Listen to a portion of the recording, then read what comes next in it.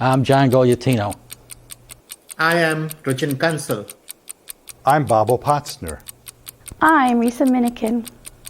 And I'm Doris Hanley. Welcome to 30 Minutes.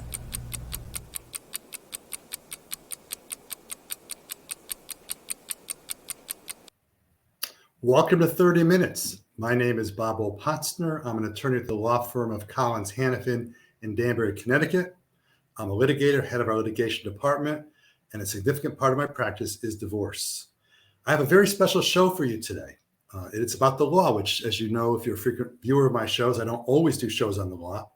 But today I have a show involving educational support orders in divorce matters, and it's going to be discussed through the Connecticut Council for the Non-Adversarial Divorces. So we're going to talk about trying to do divorces in a less adversarial perspective. And in that regard, I'd like to have us hear from the co-president of the group I belong to, or one of the two groups I belong to, Deb Noonan, tell us a little bit about today, which is Respect Week.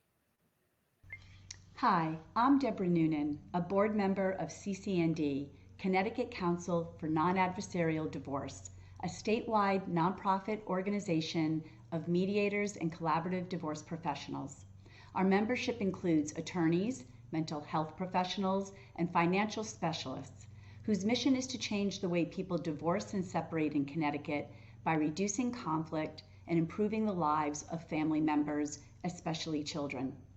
CCND is hosting Divorce with Respect Week from September 12th through September 16th. As part of Respect with Divorce Week, CCND will be hosting a series of events for the public, all of which can be found on CCND's website, gooddivorcect.com. During these events, divorce professionals will explain how the divorce process can be respectfully managed and without going to court. Today's program is part of Divorce with Respect Week and features attorney Vicki Volper, attorney Sophie Koven, and financial professional Patricia Carrera, who will be speaking about how the issue of college education is addressed in a non-adversarial divorce. The show will be hosted by attorney Bob Opotzner, who is a practicing collaborative attorney.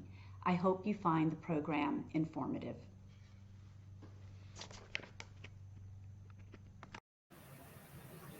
Thank you very much, Deb Noonan.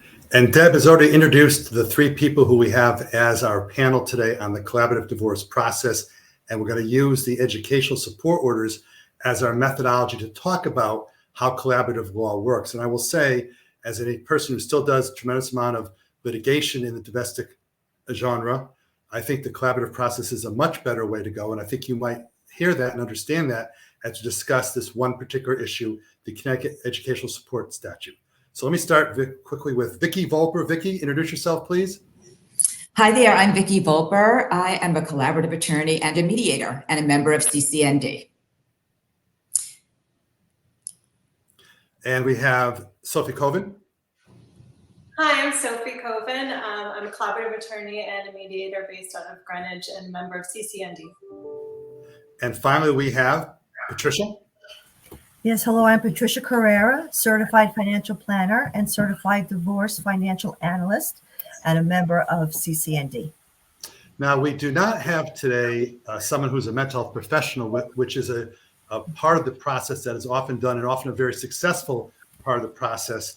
But because of the educational support issue, we thought it would be better to do it with the people I have today. But we will, as amateur psychologists, ladies, which is what we do in divorce, we'll talk about the topic pretty briefly. Why don't you, Vicki, give us a little background as to what is collaborative divorce? Yeah, I'd be happy to, Bob. Thanks for inviting me to chat with you today. Collaborative divorce is a way for couples to get divorced respectfully and get results that are reflective of their values. It's not about what would happen in court. It's about what's best for them and for their children and for the family and for maintaining a relationship, especially for co-parenting going forward. And as you mentioned, very often it's a team effort. There are two collaborative attorneys, one financial professional, and a therapist, and all of us are trained in mediation and collaborative divorce. And the team members who are not the lawyers are also neutrals. So it's a really supportive way to get divorced. So you've got mental health people addressing the mental health issues. You've got a financial expert dealing with the complex financial decisions, and you each have your own attorney in the room as well. So it's a terrific way to get divorced, to get results that are sometimes much more creative and reflecting the family values. And the one beautiful part of many beautiful parts of collaborative divorce is that I'm sitting in right now the room that I typically do my collaborative sessions when we do collaborative law. And that's as opposed to being in court where you're sitting in Danbury, for example, on the second floor with all kinds of other people around, and the pressures of being in court. And there's a lot to say for having two people with their lawyers sitting in an office like this discussing the matter. Now, we also talk about the fact that Patricia talked a little bit about how it is that the financial person is involved in the collaborative process. Certainly, Bob, and thank you for having me today on your show. Thank you. As the financial professional, I support the creative nature of the collaborative process by developing scenarios that illustrate the financial consequences of all the ideas under discussion. This gives our clients the confidence and peace of mind to move forward in the solution that everyone has worked together to create. Sophie, would you mind very briefly, even though you're not the mental health professional, just tell us in like 30 seconds what a typical role might be, for example, of a mental health professional if he or she were part of this team today? I think the mental health professionals, really helps the team think holistically about what the long-term impacts are going to be on the agreement, and especially if you have children involved, and sort of what the co-parenting agreement is going to look like, and what the impacts of the financial agreement would be on the co-parenting agreement, and having that larger, broader view. I think that's really what they're bringing to the table. The educational support statute, before that was passed in Connecticut, if someone wanted to ask in the divorce process for one parent or the other to contribute to the college education or vocational school for a student, if one parent said no, the court could not really deal with the issue. And what the statute does is it says that if at least one parent wants to discuss it as part of the divorce process, then it can be part of the divorce process. And since we're doing collaborative divorce, it would be a topic that would be discussed at the table that we deal with. And the interesting thing is it can arise in many different ages of the kids. For example, you might have people getting divorced who have a 3-year-old and a 6-year-old.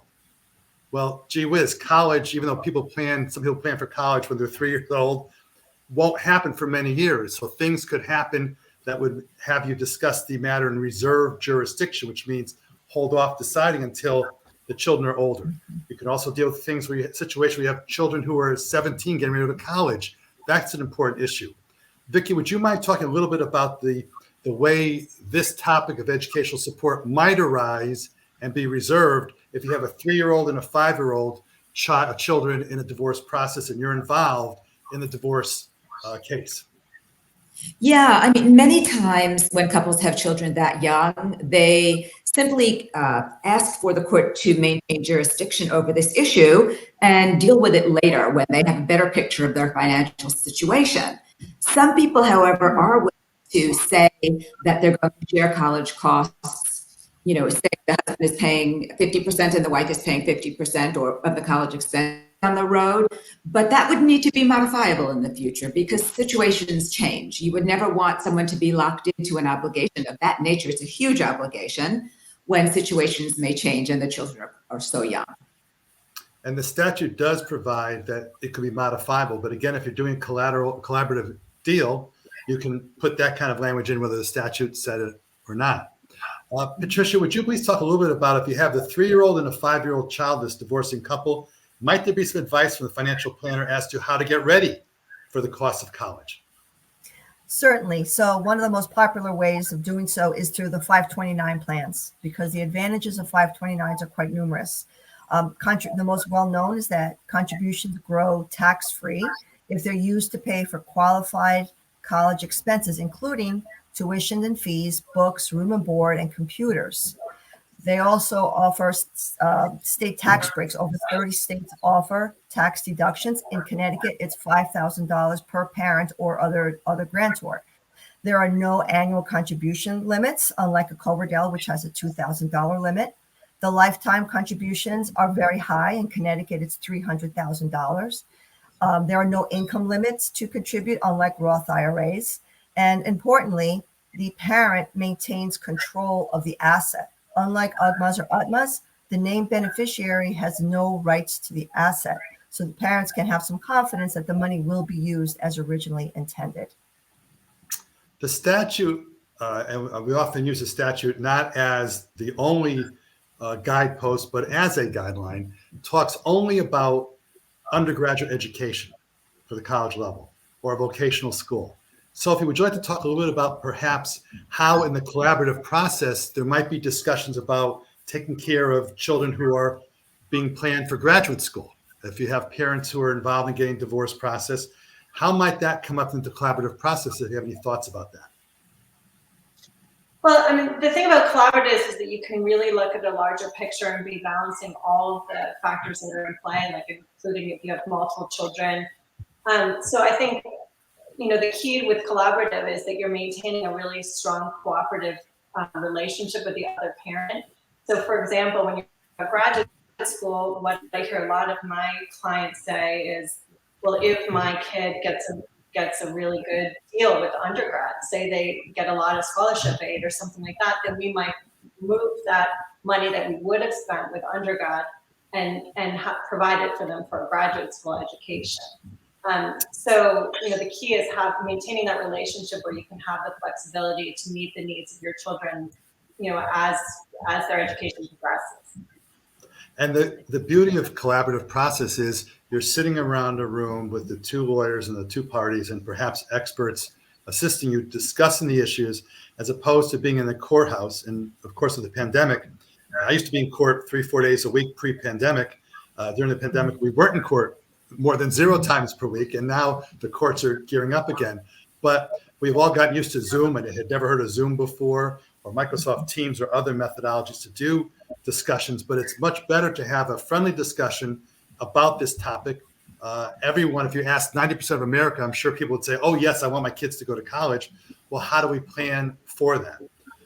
Vicki, perhaps you might talk a little bit about the following. Sometimes I have clients, I'm sure you all have clients, who are focused solely on the college education costs.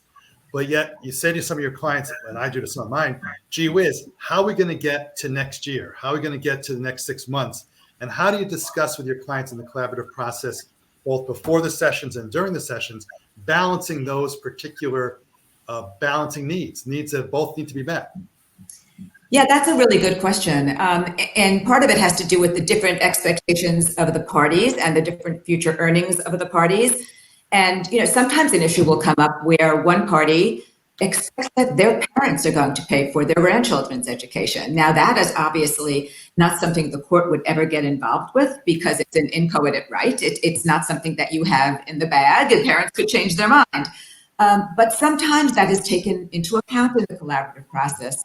And perhaps the person whose parents are going to pay for college, well, maybe they get a break on something else, like the alimony is a little bit shorter term, or the other assets are split a little differently. Now, that would never happen in court, but in the collaborative process, something like that can be addressed. Yes, and finances are important because when we've mentioned these particular experts who might be involved in the process, some people might say, gee whiz, all these experts going around, it's going to be very, very expensive. My experience is, and I think it's pretty common experience, that it's less expensive for people to go through the collaborative process, and not in every case, but generally speaking.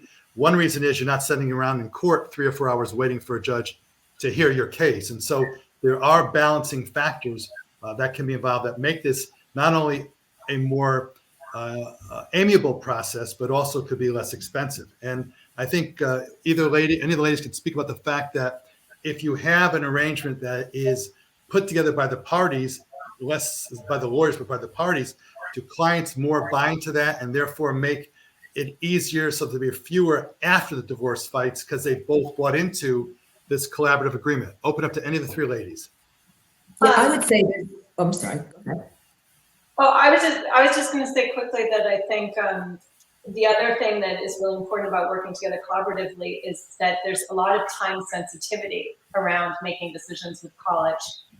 So for example, if you're, and I have 2 kids in college myself right now, you get those decisions in and you need to decide where you're going to college within a certain amount of time, and going into court and all of that, it doesn't work. It's that's another thing to take into consideration. Vicki, do you have something you wanted to add? Yeah, what I was going to add is the reason that the collaborative process is often less expensive is there's several reasons. One is having a neutral financial professional means that you have one person gathering the financial information and crunching the numbers and doing scenarios, as opposed to the 2 lawyers doing them separately, which can be duplicative. In addition, the mental health professional is invaluable because, when people are arguing about the doorknobs, it's never about the doorknobs. So the professional can see in the financial negotiations when there are emotional issues that are getting in the way with productive negotiations. And I have found that the negotiations go much more smoothly when there is a mental health professional acting as a neutral. And sometimes I've been involved in collaborative cases in which we'll farm out the mental health issues, child custody, for example, to the professional without the lawyers present, because it might lead to more discussions that are, shall we say, less adversarial. I do want to point out that all of us on this show and all the CCND members are trained in collaborative. There's a 4-letter word in collaborative law, which is, I am collaborative in nature, or words to that effect. And those of us who are trained in collaborative law, we've gone to many hours of programs. The groups I belong to, the one that I belong with these ladies, down in Darien, we meet once a month. We all bring a different expert periodically to talk about different things to help educate us. So we are constantly learning new tricks, new trades, and it's a matter of we are trained in this.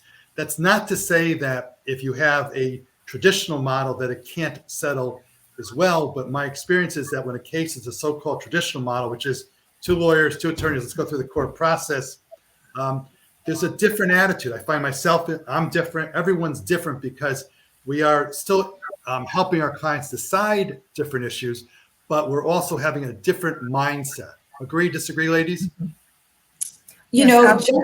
Just the way that at a meeting, you will speak to the other lawyer's client in a collaborative case. Whereas if 2 lawyers are sitting at the table in a litigation model, you only speak to your client and you refer to them as your client as opposed to by name. In the collaborative process, we don't talk about my client, your client. The 4 of us are trying to work it out. I think someone else had a comment.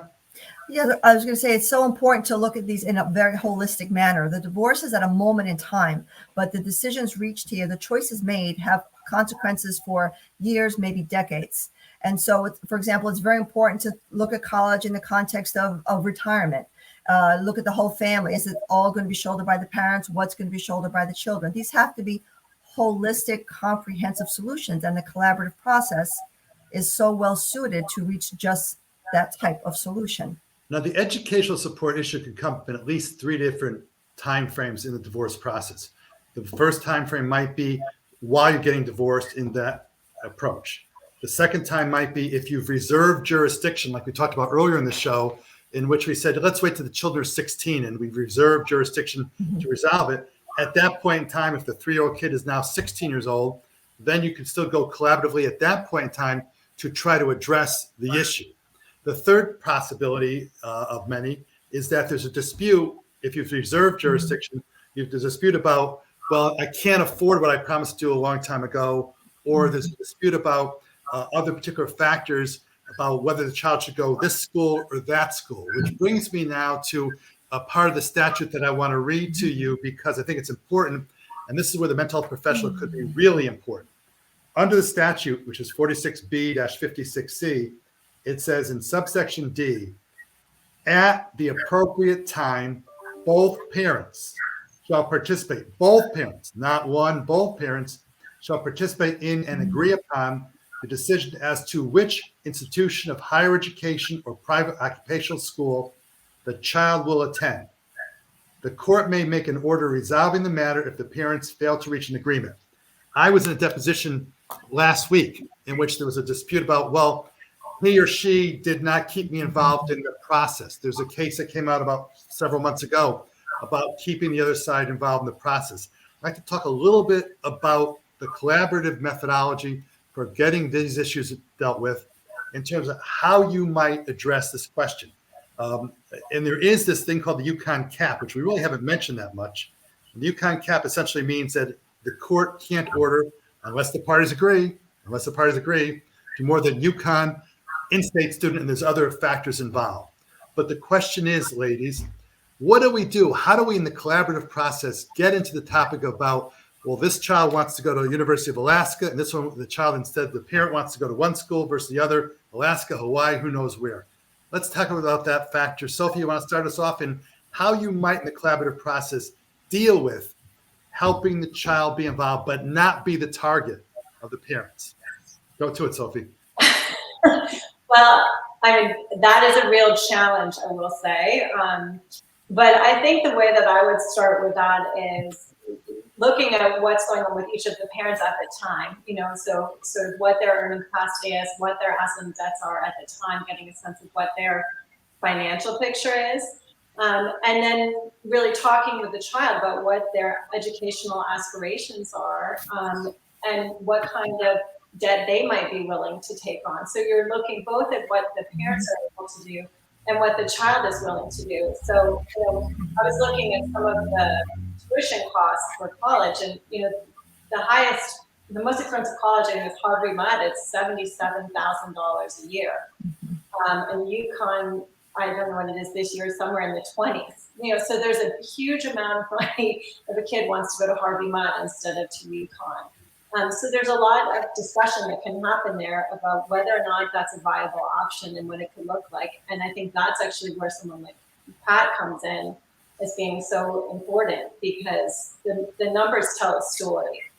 But I want to go to Vicki on not just the numbers part of it, but having a child have his or her heart set on going to Yale and ends up going to Harvard. Oh my God.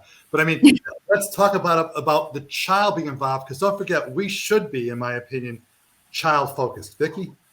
Yeah, well, the question you raise is really interesting, because it really gets to the collaborative process, which is why. So people will come in with positions. I want the child to go to Harvard, and I want the child to go to Yale or UConn, whatever it is. The question is why, and you ask people to kind of dig deep about why. Is it because it's your grandfather's alma mater? Is it because it's close to home and you don't want the child to have to take a plane to go to college? Is it because this school has very liberal leanings, politically versus conservative leanings? And when you have a conversation about the whys, people can really hear each other better rather than with their hard positions. And the same with the child. Why does the child want to go to this school? Is it school, or does this school have a marine biology program that is perfectly suited to their their wish to study seaweed or whatever it is? And when you spend the time in the collaborative process on every issue to talk about the whys, it makes it much easier to get to a solution that satisfies everybody. People who know me well know I'm a big Duke basketball fan because I went to Duke Law School. And when my daughter went on her college tour, she agreed to go to see UNC Chapel Hill, and would not visit the Duke campus. And I said, fine, because as far as I'm concerned, that's what's more important. But sometimes people get in the divorce process and it becomes a tug of war, and it becomes difficult. And that's why this process is good, because if you have two good collaborative attorneys, which the people I think on this show are very much, and a good financial person, a good mental health person, we can help the people look past their college and go and let the kid go where the child wants to go, and let the child be a part of it. Pat, do you have any comments about that as the financial person? The child should definitely have, drive the bus that way, and the parent and the financial should support. If you do it the other way around, the parent, like you said, Vicki said, if you're digging your heels in, it's got to be someplace.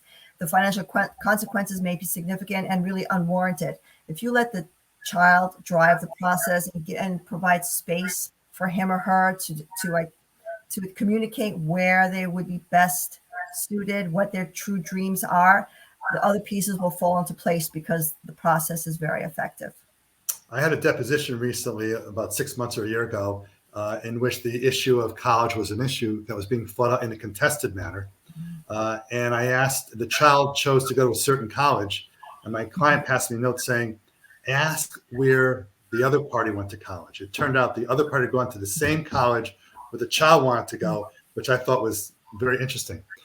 We have about 3 minutes left to go. We could talk about this topic and many other topics for a lot longer time, but I want to give each of you some time to give some closing thoughts about anything that we talked about today, whether it be on the educational support order or about collaborative divorce process. And I'll start with Sophie, since you went last at the beginning. You shall go first this time. Okay. Well, I just think that this topic in particular about paying for college, it just really highlights how important the collaborative process is, because it's so complicated and because it includes so many people, not just, you know, the two spouses, but the extended family, not just children, but as we discussed earlier, it could be grandparents, children that might not even be born yet from marriages to come could be, you know, impacted by these decisions. So I think it just really nicely illustrates how collaborative divorce recognizes that it's not just the end of the marriage, but you know, an entire ecosystem that needs to be supported going forward. Pat? I just have a tip for the day. One of the questions I get quite a bit is, what is the impact of a 529 on financial aid? And because 529s are classified as a parent asset, they only count for about 5.5% towards that expected family contribution, the key metric in the financial aid awards. So you could put together some significant savings and not compromise your financial aid. Vicki? Yeah, I would just say that collaborative divorce, we call this Divorce with Respect Week for a reason. It's a respectful, thoughtful way to get divorced. It's not a slash and burn. People, as you said earlier, have better compliance with the agreements they reach in a collaborative process. And, you know, some people would like to do mediation because they think it's the least expensive way, which it probably is. But it's not just about the money. In the collaborative process, you have the mediation format in the sense that you're talking about values and doing what's best for everyone, but you have the support of the two lawyers in the room and these other professionals when needed. So I just want to clarify one thing. Despite the methodology one might choose in getting divorced, collaborative, mediation, traditional, you must go to court. By go to court, I mean you've got to file court papers at the start of the divorce process. There is discussion as to when you file the papers in collaborative, but at some point in time, divorce papers need to be filed. And then at the end of the day, there needs to be a court order made on those papers. So you don't, if you go collaborative model or mediation model, you don't avoid court itself. What you do save, however, is the pain and the suffering of going through a very controversial, difficult divorce. I want to thank all three of you ladies for doing a wonderful job. You've helped very much for us to get across the knowledge of collaborative law. I thought about having a clip from Aretha Franklin singing Respect, but I think we've got the message, RESPECT, respect. And that's the best way to get divorced, because don't forget, you may be divorcing your spouse, but you're not divorcing your children. This has been Bob Opotzner on 30 Minutes. Thank you, ladies. See you next time. Thank you. Thank you.